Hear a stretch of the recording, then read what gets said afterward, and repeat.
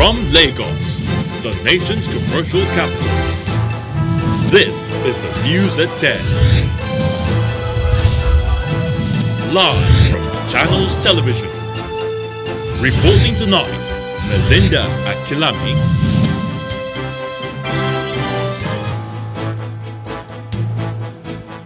Hello and welcome. Appeal Court affirms the election of Yahaya Bello as Kogi State Governor after dismissing 4 appeals by 4 political parties challenging his victory in last year's poll for lacking in merit. Ebonyi State Governor Dave Umahi tests positive for COVID-19 as Benue State Governor's wife and other top officials in the state contract the virus.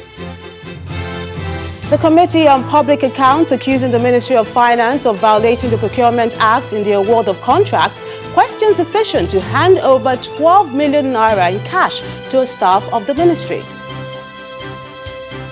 And Spain's Catalonia region reimposes coronavirus controls after a sharp spike in infections as some other countries see rising cases. On business news tonight, lighter Nigerian crude oil grades record mild pickup in July as Bonny Light trades at $43.33. Now on sports news tonight, American Frances Tiafoe becomes the latest tennis player to test positive for coronavirus.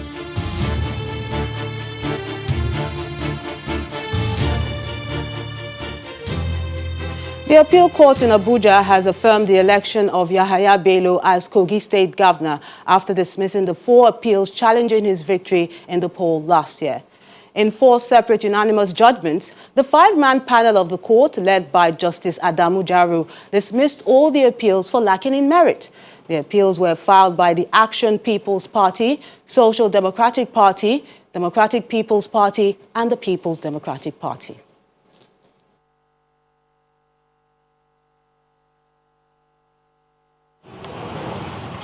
For the second time in 2 months, the governor of Kogi State has crossed another legal hurdle as a 5-man panel of the Court of Appeal unanimously affirmed his election. The day's proceedings began with the appeal filed by the Action People's Party claiming a lawful exclusion by the Independent National Electoral Commission, INEC. Without wasting time, the court endorsed the verdict of the Election Tribunal as it dismissed the appeals of the Action People's Party and Democratic People's Party due to their failure to provide evidence of validly nominating candidates for the election. The court also threw out the appeal of the Social Democratic Party for failing to substantiate its claim of corrupt practices during the election. Delivering judgment in the appeal filed by Mr. Musa Wada and the People's Democratic Party, the court held that the allegations of overvoting, multiple thumbprinting and results falsification were not proved by the appellants. Lawyer to Governor Yahaya Bello reacts to the decision of the court. Major appeal is the PDP appeal. And the PDP appeal is quite simple. It was premised on majority of lawful votes, particularly that there was overvoting and alteration. However, unfortunately, the issue of multiple thumbprinting violence was abandoned by them. They were raised as grounds of corrupt practices and non-compliance. They, having elected to abandon those grounds, all the facts they pleaded went to no issue. So the evidence of the forensic evidence was held by the Court of Appeal to go to no issue. But the battle seems not over yet for Governor Bello as the counsel to the PDP and the Social Democratic Party vow to appeal the judgment. We will get a copy of the judgment, study it very well, and get further instruction from our client. But without saying further, he just instructed us that we should go on appeal. So we'll test the judgment on appeal. It's a judgment of the court, and we will apply for the certified true copy of the judgment to look at it and then take an appropriate decision, because the Supreme Court is the final bus stop as far as this governorship election petition case is concerned. Although a 3-man panel of the Kogi State Governorship Election Tribunal sitting in Abuja had on the 23rd of May 2020 delivered a split judgment of 2-1 to affirm Mr. Yahaya Bello's election, The appellants appear determined to explore their final right at the Supreme Court.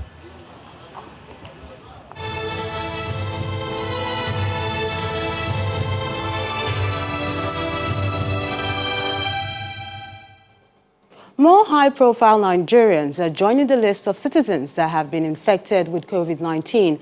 One of the latest cases is the Ebonyi State Governor, Dave Umahi, who has tested positive.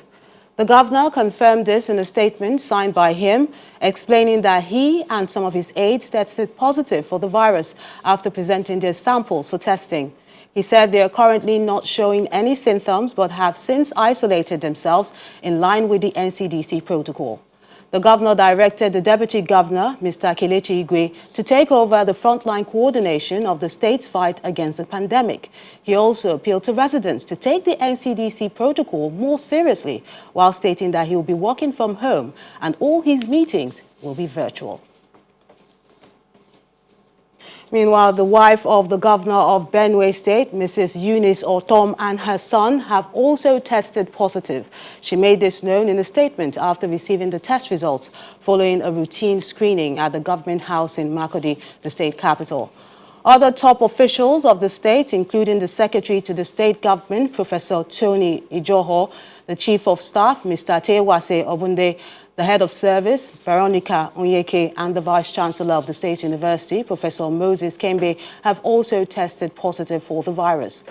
Governor Samuel Otom, whose results came back negative, says he's likely to reverse the order, easing the lockdown in the state. I'm in the same house with my wife, our children, and all those aides, even my cooks and all that, and they have tested positive. So, one lesson that I want Benue people to appreciate and to understand is that everybody should make himself available for testing. The more you test, the more you know your status. And when you know that you're positive, then you can subject yourself to treatment. From analysis from technical people and health experts, we are told that most of the people who are victims of death as a result of this coronavirus is because they had other ailments. And so when coronavirus comes in, it amplifies it and sends you to early grave. So, but if you know at the initial stage your status about coronavirus, it will help if treatment are made and if you're able to maintain the World Health Organization protocol on coronavirus, then it may not go to complicate the matters you already have in your system. In Nasarawa State, another positive high-profile case is the chairman of the Nigerian Medical Association, Dr. Peter Bolus. Dr. Bolus, who confirmed his positive status to Channels Television, says he developed symptoms due to his fieldwork activities of attending to COVID-19 patients in the isolation center in Lafia, the state capital. According to him, he's receiving treatment at home at an isolated area and is responding to treatment. He adds that as at Friday, July the 3rd, the total number of healthcare workers who tested positive for COVID-19 in Nasarawa are 65, public health workers 51, and private health workers 14. However, we have some good news from Abia State, where the governor, Okezie Ikpeazu, is said to have tested negative for COVID-19. In a statement, the Commissioner for Information, Mr. John Kalu, said the sample submitted to the NCDC 2 days ago returned negative yesterday. He said Governor Ikpeazu has now been certified free of the virus, according to the guidelines of the NCDC and the World Health Organization.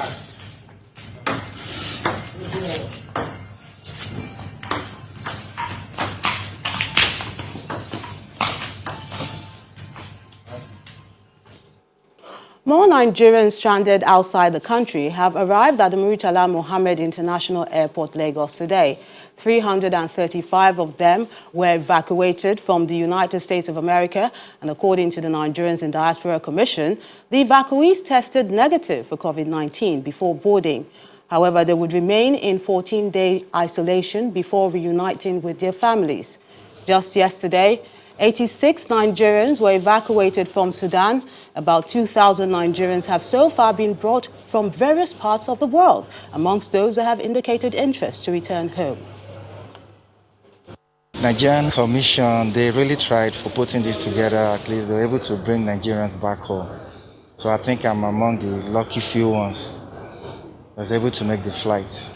Yeah, what they did, when we got there, we were given a form to fill that we're supposed to do another test. So the test we're supposed to do, I think we have to go to NCDC something on the 7th. Then our passports is being held by the immigration. So they told us 21 days after, we can come back with the test that we must have done from NCDC to come pick up our passports. So they also made it mandatory that we need to self-quarantine ourselves, either at home or anywhere you want to. State governments will henceforth take responsibility for the supply of personal protective equipment to state-owned facilities.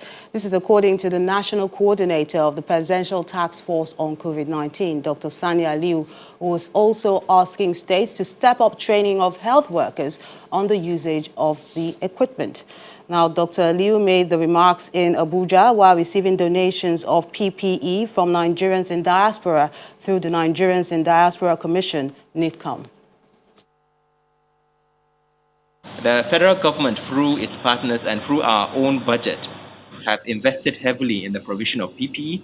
And I can say with confidence, based on the data we have and what the Honorable Minister of Health has said in the last few days, that as far as the federal facilities are concerned, we have provided them with adequate PPE. However, the state facilities are actually responsibilities of the state governments. There's a limit to how much PPE we can provide throughout the country. There's also a limit partly because the equipment is very expensive and it needs to be used in a rational way. We have trained about 17,000 healthcare workers throughout the country through our partners, the NCDC, as well as the Ministry of Health, to make sure that once these items are given to the healthcare workers, they know how to use them properly and they know how to use them judiciously. The NIDCOM chairman, Mrs. Abike Dabiri Erewa, says the donations of personal protective equipment by these Nigerians in diaspora were made with the state in mind. Every state is going to get something.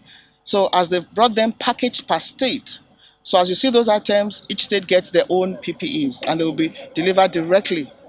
Every state has an SA diaspora who will work with NCDC, PTF to get them to the appropriate destination. So for me, I think it's most commendable. It's heartwarming and touching that despite the challenge, they could put this together. And they still told us this is the first phase, that more will come.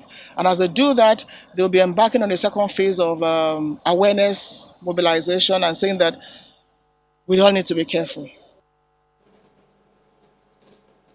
As the number of COVID-19 cases continue to spike across the country, the governor of Oyo State, Mr. Seyi Makinde, has inaugurated the improved Agbami Isolation Center in the Jericho area of Ibadan, the state capital. At the event, the governor says the improved isolation center is part of efforts geared towards complementing existing isolation centers across the state. And he adds that health workers in Oyo State will continue to receive support in the fight against coronavirus.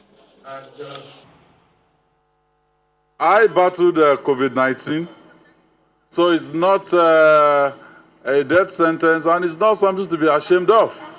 The virus is here with us and it will be here for some time to come. It's not going to disappear 2 weeks from now or 3 weeks from now. So we have to learn to live with it. If any of us gets sick, yes, we have facilities. We've taken the opportunity of COVID-19 to strengthen our healthcare facilities. So when COVID-19 is no longer here, our facilities will remain and we will maintain them. And I'm not ashamed of it. I've fought the virus and I'm up and about now. In part two, after the break, we have more on COVID-19, and Professor Isa Sadiq Abubakar, a director at the Bayero University, Kano, will be joining us to examine the wave of infections. Join us again.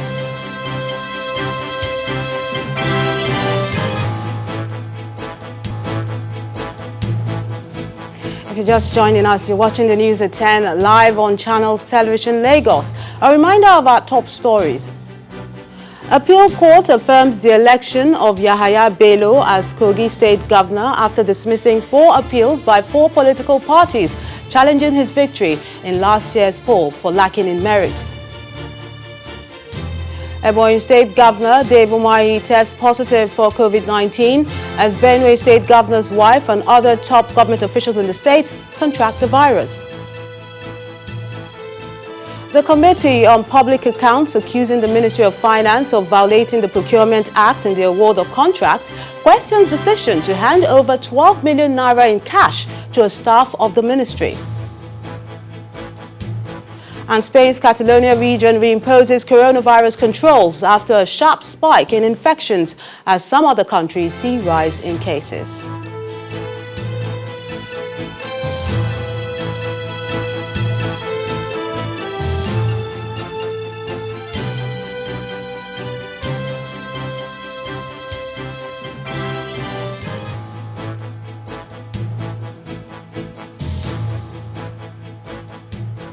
Our website, channelstv.com, has more information on our top stories and others. Subscribe and watch Channels Television's live stream on YouTube and other social media platforms using your mobile device browser, or download the Channels TV app for Android and iOS devices from their respective stores. You can also watch us via your smart TV platforms on Apple TV, Android TV, Fire TV, and Roku.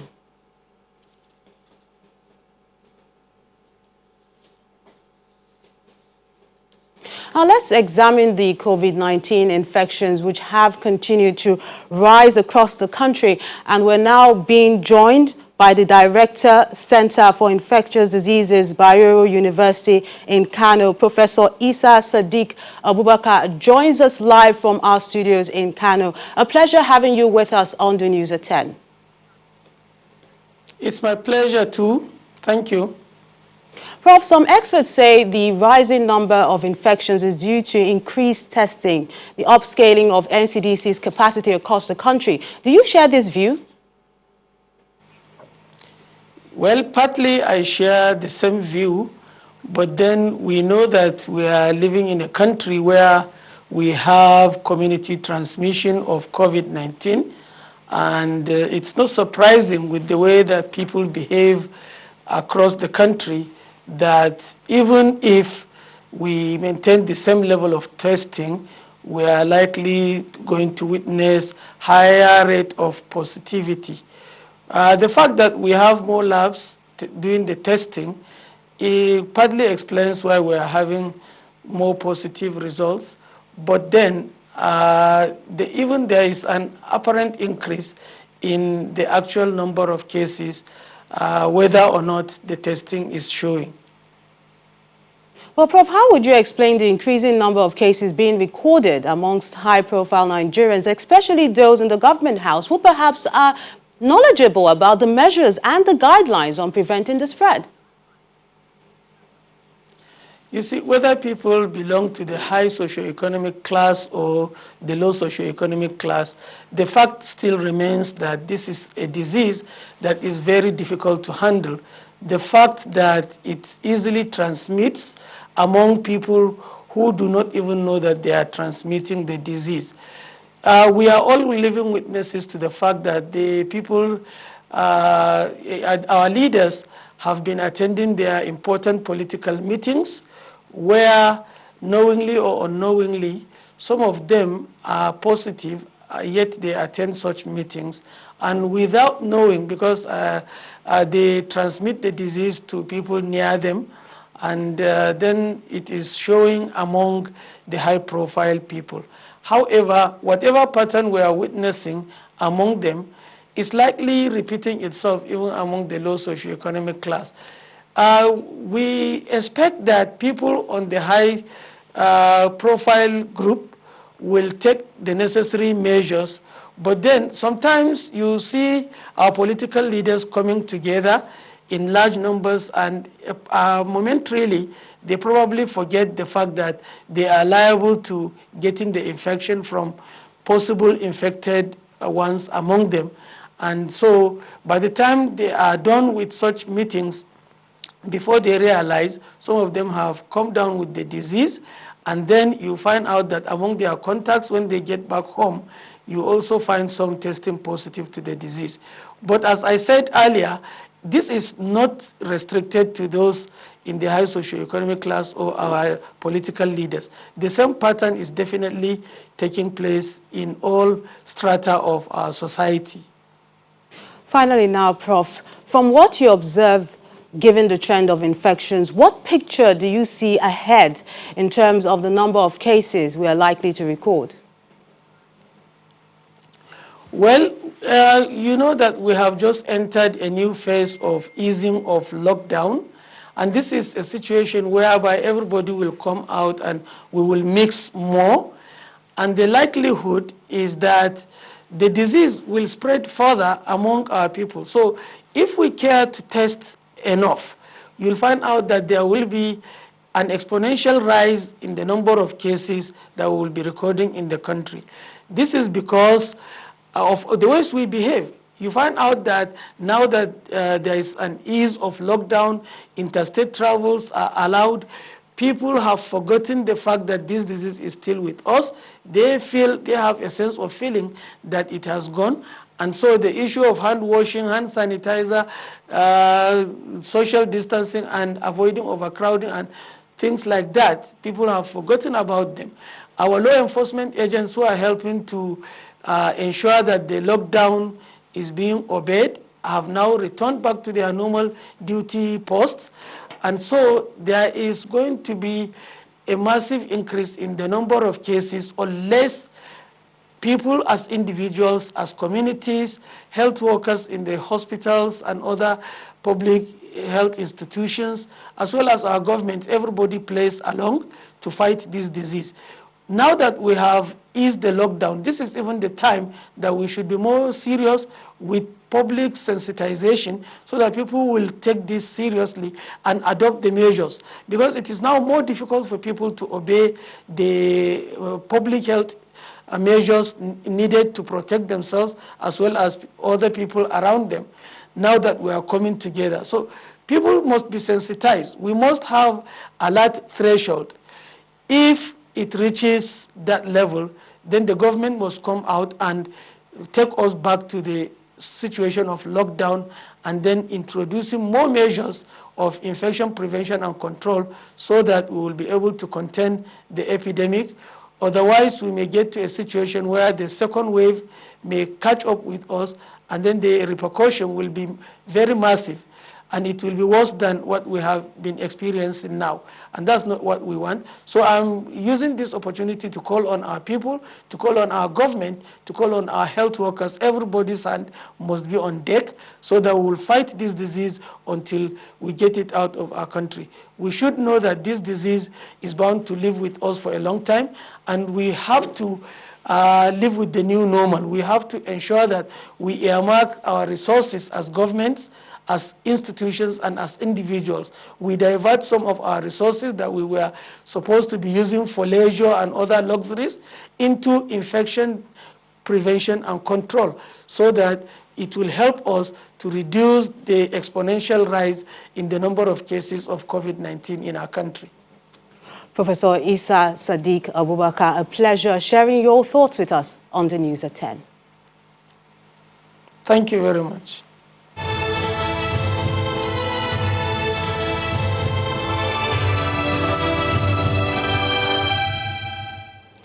As the House of Representatives Committee on Public Accounts continues its oversight functions, the lawmakers are accusing the Ministry of Finance of violating the Procurement Act in the award of contracts.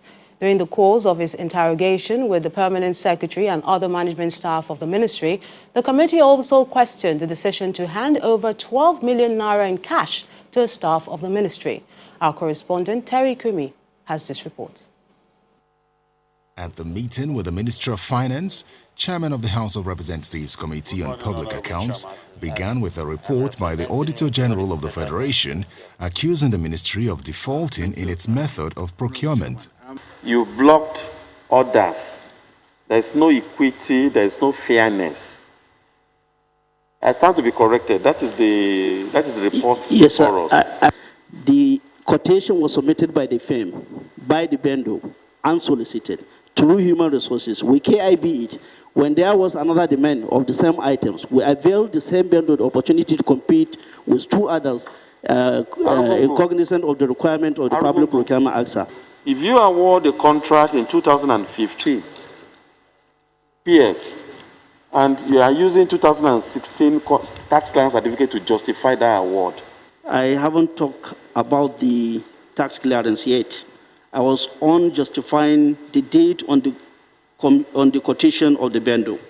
The Auditor General's office was also represented at the hearing. A sum of 2,768,760.54 kobo, which was equivalent to $13,199, were overpaid as testacle allowance to some staff. The auditors did not take into account the travel days allowed. Yes, sir. 2 days Africa and Europe, and 4 days to the Americas and Asia. So if these are factored in, it will be seen that there was no overpayment. The committee also observed some other irregularities as the back and forth of possible violation of the Procurement Act continued. Even when they are not aware of your procurement plans, they will just sit down in their home, in their office, in their shop, and manufacture quotation and send it to you in advance. So, you know, procurement plans are available, budgets are available to the vendors. They are friends to the ministry. They go to the ministry, they interact. Some of them will just go to... Then it means that the process, the entire Procurement Act is undermined. Mr. Chairman, I assure you that's not what we do. And I said the procurement director is new and has not had time to thoroughly look at it. So I'll plead with the so we'll step this down. Yes. We'll tell you. I assure you. No, I assure Chairman will tell you exactly what happened, and we'll back with whatever documents we can lay our hands with. A staff of yours, prior to your arrival, was given 12 million naira cash. It's wrong, Chairman. The committee agreed to step down the query, but expects all relevant documents to be presented at the next meeting, and all the contractors must be present as well. Terry Ikumi, Channels Television News. The military says several Boko Haram terrorists have been neutralized and their logistics supplies destroyed in airstrikes executed by the Air Task Force of Operation Lafia Dole in Mina, Borno State. According to the coordinator, Defense Media Operations, Major General John Enenche, the airstrikes were carried out yesterday as part of the missions being executed under the subsidiary operation Long Reach 2. He said the operation was after intelligence reports revealed that the insurgents' location had recently been reinforced with fighters and supplies to provide resistance against nearby troops. The Nigerian Air Force fighter jets were said to have scored accurate hits in their bombing runs, neutralizing some of the terrorists, while others who escaped the bomb attacks were mopped up from their hideouts. When the news at 10 returns, more on security issues. Plus, Nigerian crude oil grades record uptick in July differentials as Bonny Light trades at $43.33. That's on Business News. Join us again. And staying with security issues, the Nigerian Air Force says it's engaging more women fighter pilots in its anti-terrorism and banditry operations across the country. And this is according to the Chief of Air Staff, Air Marshal Sadiq Abubakar, who is on an operational visit to the headquarters of the air component of Operation Lafia Dole. He says the Nigerian Air Force, in its latest offensive operation, tagged Long Reach 2, is recording tremendous success and giving support to ground forces. The idea is to catch the enemy in its nest before it comes out. That's what air interdiction operations are. Get him in his home base before he comes out to attack your people or attack your troops. And I'm very satisfied with what we have done in the last few days. We have made substantial progress, and we are going to continue. We are working very closely with the ground troops, and we are also conducting air interdiction missions to make sure that we shape the ground for the ground troops to be able to conduct their operation as effective as possible. We have also sent one of the female student pilot to Czech Republic now. She is going to start her training very soon. And I just saw one of the captains, a female officer, a captain on the ATR. In fact, we had an all-female crew on the ATR going out.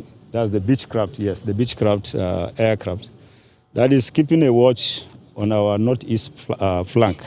So it's quite exciting that we are really according the support that the female officers and non-commissioned officers require to be effective, and I'm very happy with the progress. The coordinator of the United Nations humanitarian operations in Nigeria, Mr. Edward Callon, has suspended the operations of the UN Humanitarian Air Service following an attack on an aid helicopter in Damasak, Borno State.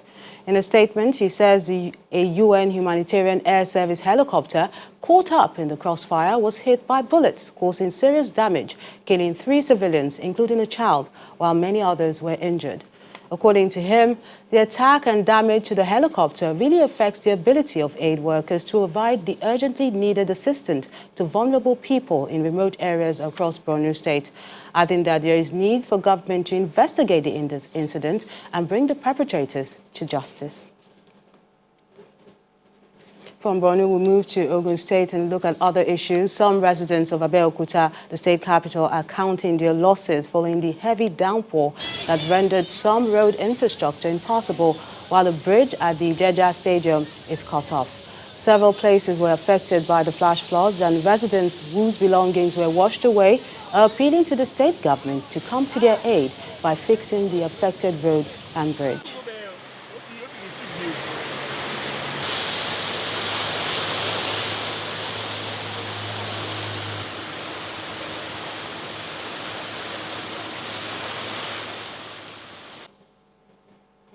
President Muhammadu Buhari has commended a Nigerian doctorate student in the University of Tsukuba, Japan, Mr. Ike Naweke, for returning a missing wallet with huge sums of money to the police and also turning down an offer of a percentage by the authorities.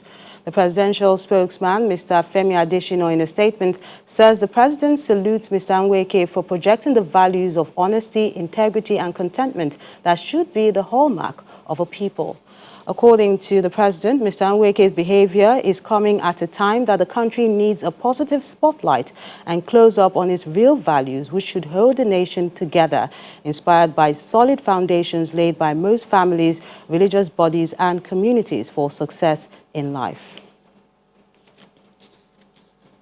After several months of infighting by some members of the People's Democratic Party in Jigawa State, the chairman of the PDP Caretaker Committee in the state, Mr. Umar Bugadi, says the crisis has been resolved as he describes the party as a united family.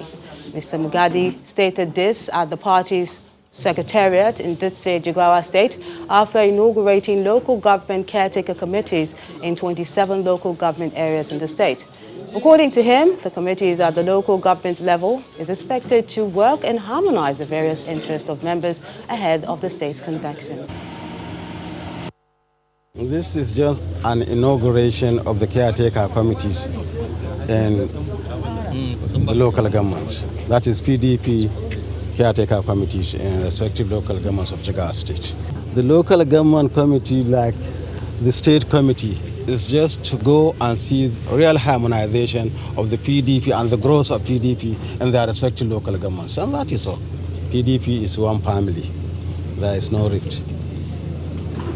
So everything has been taken care of. Harmonization does not necessarily carry along with it rift. Do you understand? You don't have to have rift before you harmonize your things. There is no rift. Residents and small business owners in Edo Central and North Senatorial districts say they are grateful for the development opportunities of the Edo State Employment and Expenditure for Results (C4) project. They would, however, like to benefit more from the initiative, just as its coordinator is pleased that the focus on entrepreneurship was a wise step which can benefit the residents and the state, even in the post-COVID-19 economy. Asphalt overlay and drainage construction on this road in Ekpoma, Esan West local government area, is only one of the interventions the Edo State Employment and Expenditure for Result (C4) projects has on its list of projects embarked on in Edo Central Senatorial District.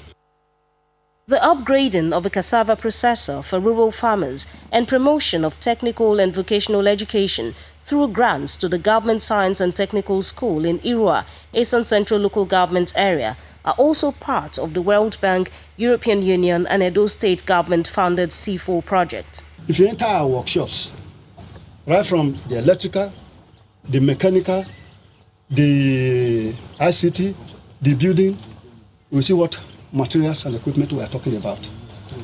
It was like a glorified primary school where we cannot even secondary.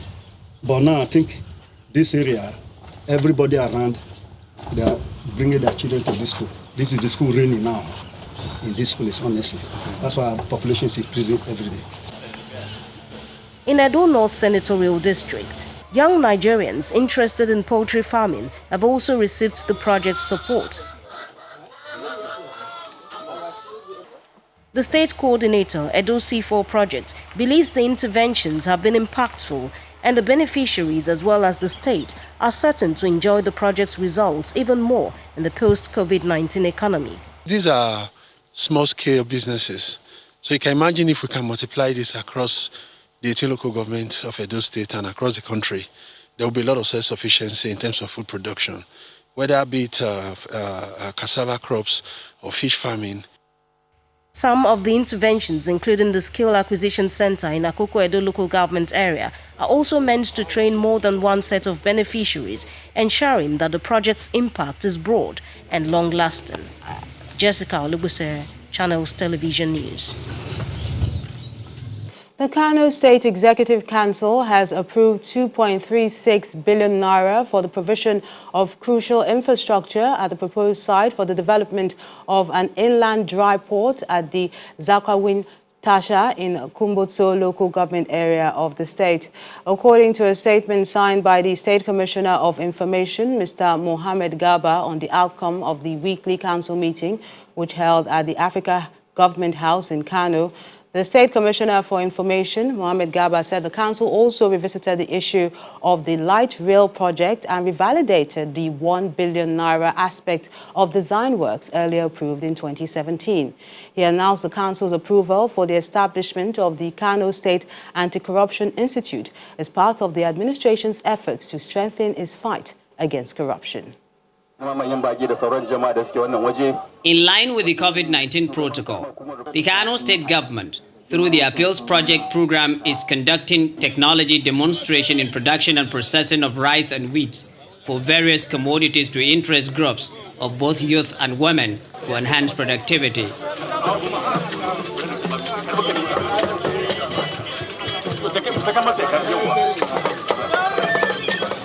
These inputs distributed to farmers include improved seed, fertilizer, agrochemicals, process and personal protection equipment. We will receive support to improved production technologies in form of inputs, including improved seeds, that is Paro 44, fertilizers, agrochemicals, precious and personal protection equipment.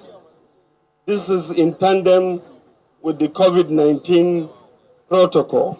According to the Managing Director, Kano State Agricultural and Rural Development Authority, Ibrahim Dan Isile, the state government has introduced many agricultural intervention programs to boost farmers' productivity, but some farmers seems not to be cooperating. It is quite alarming to note that despite the huge resources used to be committed to this process, farmers are not utilizing the opportunity given to them, which inform their low level of production, especially on rice cultivation.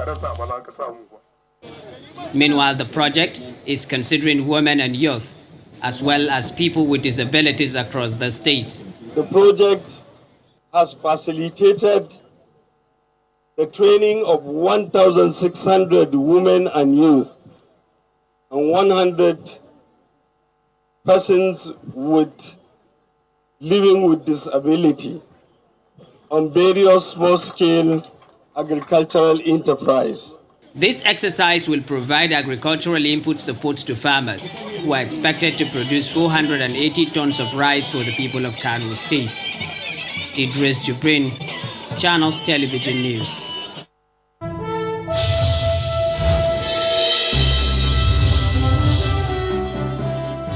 Crude oil sales for lighter Nigerian grades are yet to experience the expected rally as its prices witness a slow pickup from April's drop caused by the coronavirus pandemic. Bonny Light sold for $43.33, recording 1.21% change in a bid to attract buyers despite consistent Indian buying that lifted Nigerian differentials in some medium grades. Meanwhile, Brass River and Kwaibo traded at $42.87, representing a 0.50% change. The Ogun State government has inaugurated a Business Environment Council committee as it aims to improve the ease of doing business in the state. Speaking at the inauguration ceremony, the governor, Mr. Dapo Abiodun, asked the council to be committed in discharging their duties in attracting more investment to the state. This council will make recommendations to improve our existing processes with the objective of removing bottlenecks, introducing key reforms and initiatives through leveraging on global best practices and lessons learned in the areas of business environment to facilitate a private sector-led investment and economic growth. This council will engender sustainable reforms to bring about improved and more practical approaches towards ease of doing business in our dear state. It will support investment promotion through a structured and dedicated approach by proactively engaging the private sector in order to proffer recommendations to remove their pain points and effective engagement with the private sector. We thank the World Bank for its support and technical assistance through the Ogun State Economic Transformation Project, OOCSTEP, in the establishment of this Business Environment Council. About 109,823 beneficiaries of the federal government's social investment program, NPower, are now business owners. And that's according to the Minister of Humanitarian Affairs, Disaster Management and Social Development, Sadia Farouk. In a statement today, she says the figures from Batch A and B programs shows the impact of the initiative in creating opportunities for the Nigerian youth. She adds that the commencement of enrollment for Batch C on June the 26th already has over 3 million applications and is based on giving more Nigerian youths the opportunity to benefit from the program.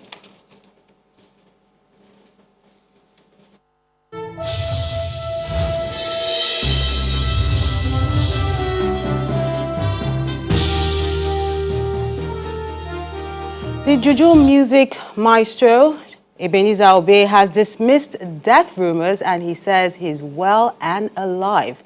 In a 59-second video clip sent on social media, the music veteran, sitting with one of his children, thanked God for his mercies over him.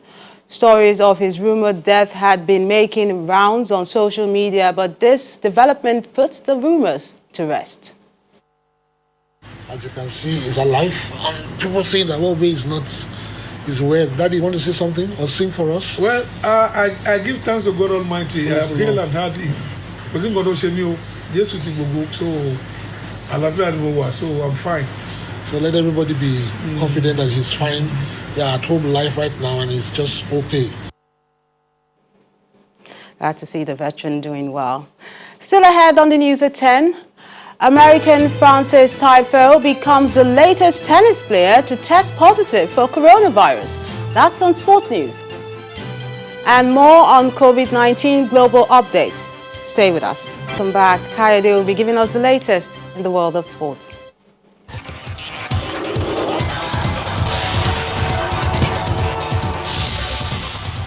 Thank you, Melinda. Welcome to Sports News. We'll begin in the English Premier League, where Brighton secured a vital 1-0 away victory over Norwich City at Carrow Road to boost their chances of escaping relegation. Elsewhere, Leicester City returned to winning ways and boosted their hopes of achieving a top 4 Premier League finish with a 3-0 victory over a lackluster Crystal Palace. In other matches, Mason Greenwood scored twice in league for the first time as Manchester United came from behind to beat Bournemouth 5-2 and increased the Cherries' relegation worries. Arsenal's resurgence continues with a well and deserved 2-0 victory over Wolves at the Molineux Stadium. In the last game of the day, Chelsea beat Watford 3-0 to hold on to 4th place. And Italy's Gianluigi Buffon set a new appearances record today. The 42-year-old goalkeeper played his 648th Serie A match in Juventus' 4-1 victory over Torino. The former World Cup winner, who signed a 1-year contract extension earlier this week, passed the previous record of 647 appearances held by AC Milan legend Paolo Maldini. The record comes 25 years after Buffon made his Serie A debut for Parma and 19 years after he first signed for Juventus. And tennis star Frances Tiafoe has confirmed that he has tested positive for COVID-19 just 1 week after testing negative. The 22-year-old American, currently ranked 81st in the world, confirmed the news on his social media channels after feeling unwell on Friday. Tiafoe has withdrawn from the All-American Team Cup special event in Atlanta and is scheduled to have a second test early next week.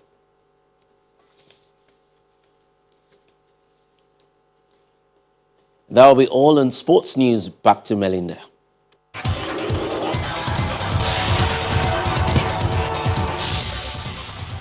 Many thanks, Kayode. Spain's Catalonia region has reimposed coronavirus controls on an area of 210,000 people after a sharp rise in infections. The president said no one will be allowed to enter or leave Seguia, an agricultural area west of Barcelona. Before the local lockdown began, non-residents were allowed to leave the region that's one of the worst affected by coronavirus. Here's more on our global update. Pubs, restaurants and hairdressers and cinemas in England have reopened their doors for the first time in 3 months after a major relaxation of coronavirus lockdown restrictions. Businesses reopening on Saturday are expected to observe strict social distancing rules. However, customers have welcomed this development. Matter to me, but no, it's lovely to have a nice pint. And it's not, well, I don't think it's for time. I know it was bad, the coronavirus and things like that, but it's beautiful just to get back and have a pint. As good as it seems, Prime Minister Boris Johnson has urged people to act responsibly, with Health Secretary saying those who get carried away could be jailed. Health experts are calling for caution in the US as citizens celebrate 4th of July Independence Day. The coronavirus pandemic has made celebrations different this year as many cities have cancelled their annual parades because of an increase in cases. In a speech to mark 4th of July at Mount Rushmore, US President Donald Trump railed against what he describes as cancel culture of those who toppled monuments during recent anti-racism protests. I am here as your president to proclaim before the country and before the world, this monument will never be desecrated. These heroes will never be defaced.